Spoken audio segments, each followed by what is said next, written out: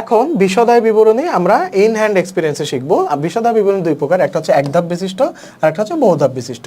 এক ধাপ বিশিষ্ট হচ্ছে পণ্য সেবা মানে পণ্যদ্রব্য না যেখানে বিক্রি করা যায় না, যেমন সেলুনে এটা কি কোনো পণ্যদ্রব্য তোমার হাতে ধরায় দেয়? ধরায় দেয় না। সেলুন থেকে তুমি সুন্দর হয়ে বের হও, ঠিক আছে? বা তোমার ওই যে পার্লার থেকে, মেয়েদের তো বিউটি পার্লার থেকে তোমরা সুন্দর হয়ে বের হও, এখানে তোমাকে কি দিচ্ছে? সেবা দিচ্ছে।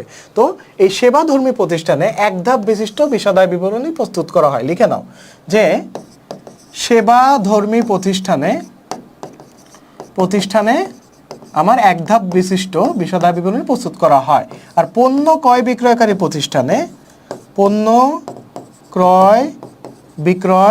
প্রতিষ্ঠানে তোমার বহু ধাপ বিশিষ্ট বিশদায় বিবরণী প্রস্তুত করা হয়। তো এক ধাপ বিশিষ্ট বিশদায় বিবরণী কিন্তু পরীক্ষায় বেশি আসে, ঠিক আছে? এখানে জাস্ট আয় থেকে ব্যয়গুলো বাদ দেওয়া হয়। আর বহু ধাপ বিশিষ্ট বিবরণীতে অনেকগুলো ধাপ আছে, যেমন তোমাকে বললাম যে বিক্রয় থেকে বিক্রিত পণ্যের ব্যয় বাদ দিলে মোট মুনাফা পাই। মোট মুনাফা থেকে পরিচালন ব্যয় বাদ দিলে আমরা পরিচালন মুনাফা পাই। পরিচালন মুনাফার সাথে অপরিচালন আয় যোগ দিতে হবে, অপরিচালন ব্যয় বাদ দিতে হবে, ঠিক আছে? এখন আমরা ডেমো ছকে যাই যে কি কি আসে না আসে। তো এখানে তোমার 4টা ধাপে উপস্থাপন করা আছে। যে কথাটা বললাম এখানেই বলা আছে যে প্রথম ধাপে বিক্রয় থেকে বিক্রিত পণ্যের ব্যয় বাদ দিতে হয়, এটা হচ্ছে প্রথম স্টেপ। বিক্রয় থেকে বিক্রিত পণ্যের ব্যয় বাদ দেওয়া, এটা প্রথম স্টেপ। দ্বিতীয় স্টেপ কি? মোট মুনাফার সাথে পরোক্ষ পরিচালন মুনাফা যোগ করা হয়। পরোক্ষ পরিচালন মুনাফা মূলত থাকে না, মূলত মোট মুনাফা থেকে পরিচালন খরচ বাদ দিতে হয়। তারপর অপরিচালন মুনাফা যোগ এবং অপরিচালন ক্ষতি হলে বিয়োগ, অপরিচালন ব্যয় হলে বিয়োগ দিয়ে লাভ ক্ষতি আমি নির্ণয় করবো। এই 3টে স্টেপ। হ্যাঁ, এখন আমার একটা ডেমো ছক দেওয়া আছে যে একটা প্রতিষ্ঠানের বিশদায় বিবরণী এত তারিখে সমস্ত বছরের জন্য। তো প্রথমে আমার প্রথম ধাপ কি? বিক্রয় থেকে প্রথমে আমার নিট বিক্রয় বের করতে হবে। এটা হচ্ছে স্টেপ নাম্বার 1, নিট বিক্রয়। তো আমি তোমাদেরকে কি বলছি যে এরকম শর্ট ফর্ম দিয়ে রাখবা, নিট বিক্রয়। তো নিট বিক্রয়ে একটা জিনিস মাথায় রাখবা, বিক্রয় থেকে ফেরত বাদ যাবে, বাট্টা বাদ যাবে, অলিখিত বিক্রয় যোগ হবে এবং মুনাফাবিহীন বিক্রয় বাদ যাবে। হ্যাঁ, এই যে ফেরত বাদ যাবে। তো বিক্রয় ফেরতের আর এক নাম কিন্তু আন্তঃফেরত, এটা মাথায় রাখবা, ঠিক আছে?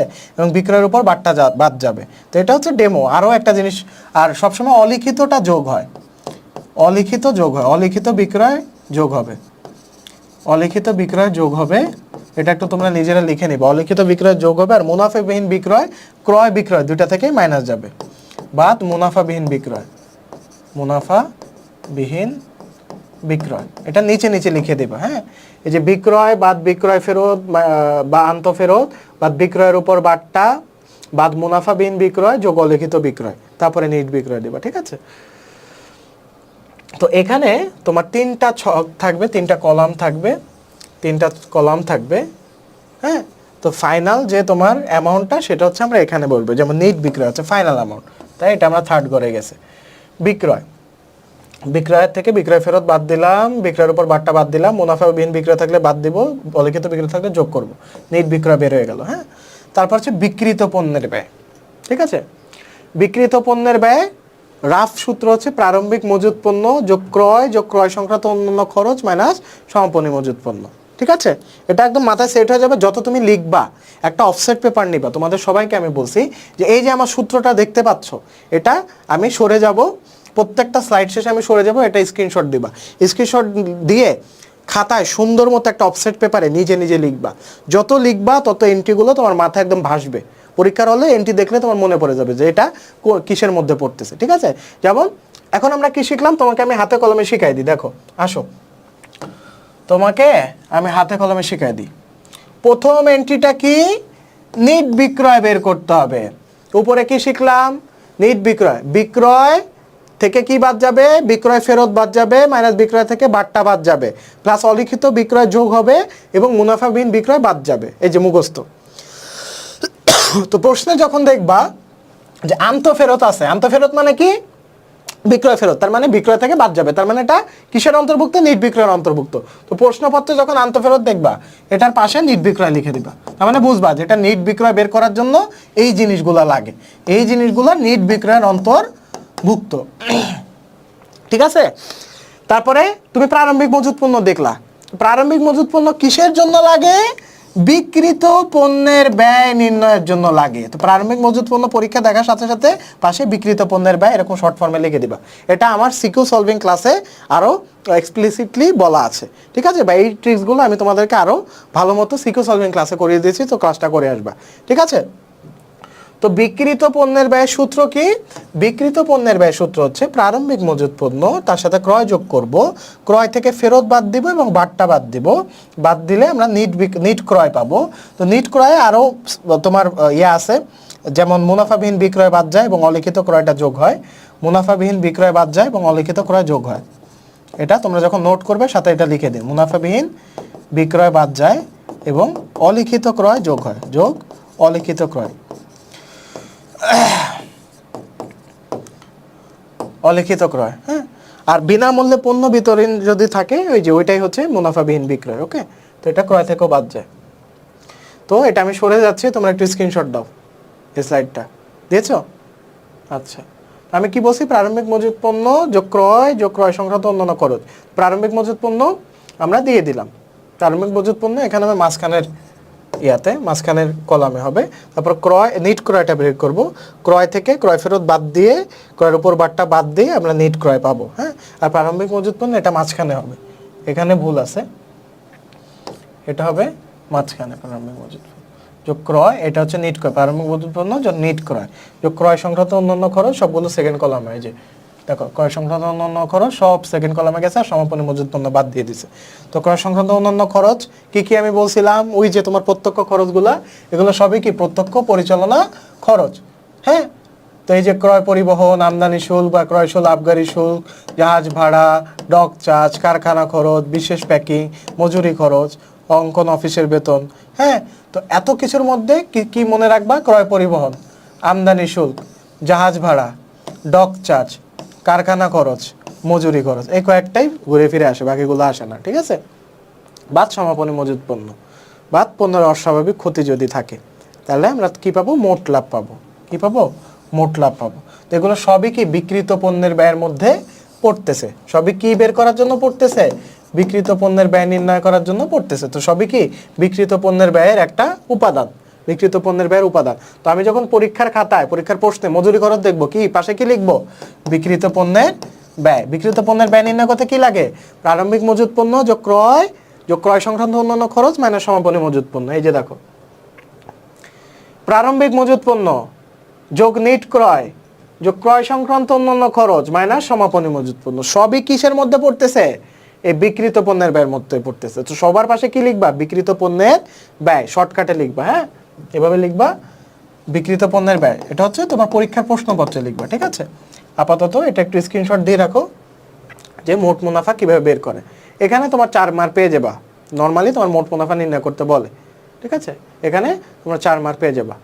ওকে, তারপরে মোট মুনাফা নির্ণয় করলাম। এখন হচ্ছে মোট মুনাফা পর্যন্ত আমার হচ্ছে প্রত্যক্ষের পার্ট শেষ, অর্থাৎ প্রত্যক্ষ আয় ব্যয়ের পার্ট শেষ। এখন হচ্ছে আমরা পরোক্ষ আয় ব্যয়গুলো যোগ বিয়োগ করব। হ্যাঁ, তো পরোক্ষ আয়ের মধ্যে কি আছে? প্রাপ্ত বাট্টা, প্রাপ্ত কমিশন, চালানি কারবার লাভ, এগুলো মূলত আসে না, তাও জাস্ট জেনে রাখার জন্য জেনে রাখা, ঠিক আছে? তো প্রত্যক্ষ আয় আমি যোগ করলাম, তারপরে প্রত্যক্ষ ব্যয় বাদ দিব। প্রত্যক্ষ ব্যয়ের মধ্যে কি কি আছে? পরিচালন ব্যয়। পরিচালনা ব্যয়ের মধ্যে নানা রকম, আমি বললাম তো দুনিয়া যত খরচ আছে সবই পরিচালন ব্যয়।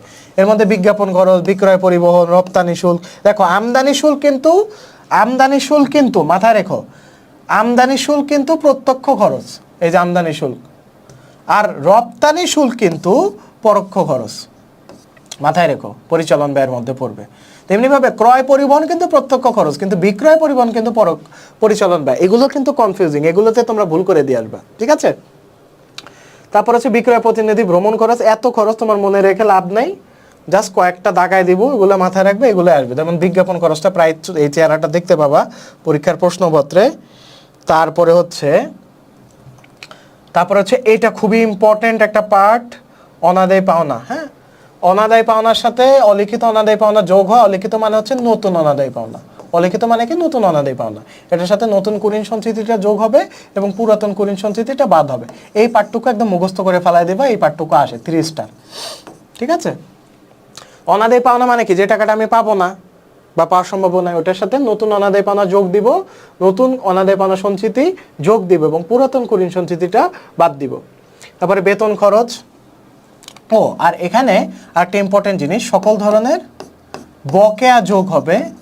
যেমন বেতনের সাথে যদি বকেয়া বেতন থাকতো তাহলে বেতনের সাথে যোগ হতো, আর সকল ধরনের অগ্রিম বিয়োগ হবে। এটা একটু লিখে নাও যে বিশদায় বিবরণীতে সকল ধরনের বকেয়া যোগ হবে এবং অগ্রিম বিয়োগ হবে। সকল ধরনের বকেয়া যোগ হবে এবং অগ্রিম বিয়োগ হবে। হ্যাঁ, পরিচালন ব্যয়ের ক্ষেত্রে, পরিচালনার ব্যয়ের ক্ষেত্রে সকল ধরনের বকেয়া যোগ হবে এবং অগ্রিম বিয়োগ হবে। যেমন বকেয়া বেতন হলে যোগ হতো এবং অগ্রিম বেতন হলে বেতন খরচ থেকে বিয়োগ হতো। ভাড়া খরচ হলে বকেয়া ভাড়া হলে যোগ হতো আর অগ্রিম ভাড়া হলে বিয়োগ হতো। তেমনিভাবে সবগুলো এই যে যতগুলো তোমার আইটেম আছে পরিচালনা ব্যয়ের, যতগুলো পরিচালনা ব্যয়ের আইটেম আছে, এই পরিচালনা ব্যয়ের বকেয়া হলে যোগ এবং অগ্রিম হলে বিয়োগ। এটা লিখে রাখো, এটা তোমাদের একটা ট্রিক্স লিখে দিচ্ছি, লিখে রাখো যে পরিচালনা ব্যয় নির্ণয়ের ক্ষেত্রে, লেখো লেখো দ্রুত লেখো, পরিচালনা ব্যয় নির্ণয়ের ক্ষেত্রে, পরিচালনা ব্যয় নির্ণয়ের ক্ষেত্রে তোমার খরচের সাথে, পরিচালনা ব্যয় নির্ণয়ের ক্ষেত্রে খরচের সাথে বকেয়া হলে যোগ, খরচের সাথে বকেয়া হলে যোগ এবং অগ্রিম হলে বিয়োগ। খরচের সাথে বকেয়া হলে যোগ এবং অগ্রিম হলে বিয়োগ। যেমন অফিস খরচ, অফিস খরচের সাথে যোগ বকেয়া অফিস খরচ যোগ হবে এবং অগ্রিম খরচ যদি থাকে তাহলে অগ্রিম অফিস খরচ বিয়োগ হবে। এটা লিখে রাখো যে বকেয়া হলে যোগ এবং অগ্রিম হলে বিয়োগ। লেখা শেষ? আচ্ছা, তো এটা স্ক্রিনশট দাও। এগুলো প্রত্যেকটা তোমরা A4 সাইজের খাতায় লিখবা, লিখে পিন করে প্রতিদিন সকালে উঠে একবার করে দেখবা, দাঁত মাজতে মাজতে, ঠিক আছে? বা সেহরির আগে ঘুমানোর আগে একবার করে দেখবা। এতে তোমাদের ব্রেনে সব এন্ট্রি একদম সেট হয়ে যাবে, পানির মতো চলে আসবে। আচ্ছা, ভাড়া খরচ দেখার সাথে সাথে মাথায় ভেসে উঠবে যে এটা পরিচালন ব্যয়।